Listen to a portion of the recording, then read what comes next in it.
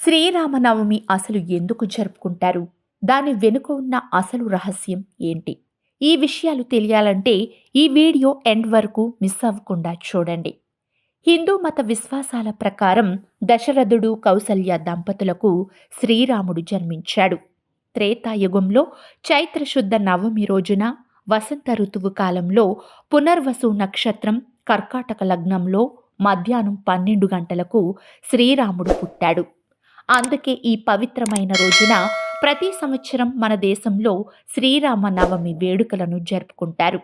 శ్రీరాముడు మధ్యాహ్నం సమయంలో జన్మించాడని, అందుకే ఈ పర్వదినాన పూజలన్నీ మధ్యాహ్నం సమయంలో నిర్వహించాలని పండితులు చెబుతారు. పురాణాల ప్రకారం విష్ణువు 7వ అవతారమే శ్రీరాముడు. తనకు చిన్నప్పటి నుంచి దురాశ, దుర్గుణాలు వంటివి లేవు. అందుకే శ్రీరాముడిని ఉత్తమ పురుషుడిగా పరిగణిస్తారు. తన బాటలోనే నడవాలని ఇప్పటికీ పెద్దలు చెబుతారు.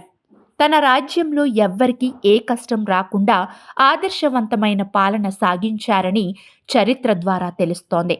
అంతేకాదు, శక్తివంతమైన శత్రువులను సంహరించి బడుగు బలహీన వర్గాలకు అండగా నిలిచాడు.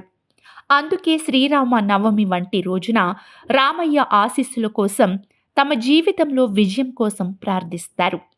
రామాయణంలో శ్రీరాముడికి వశిష్ఠ మహర్షి రమంతే యోగినో యత్ర రామ అని నామకరణం చేశారు. అంటే యోగీశ్వరులు ఏ దేవుడు నుంచి ఆస్వాదన చెందుతారో వారే రాముడు అని అర్థం.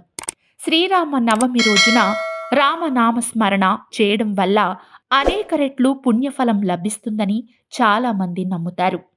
శ్రీరామ నవమి రోజునే సీతారాముల కళ్యాణం జరిగిందని, పట్టాభిషేకం కూడా ఇదే రోజు జరిగిందని చెబుతారు.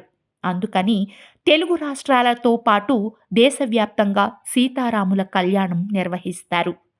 అంతేకాకుండా రామనామాన్ని అత్యంత భక్తి శ్రద్ధలతో జపించడం వల్ల అనేక సమస్యల నుంచి ఉపశమనం లభిస్తుందని పండితులు చెబుతారు.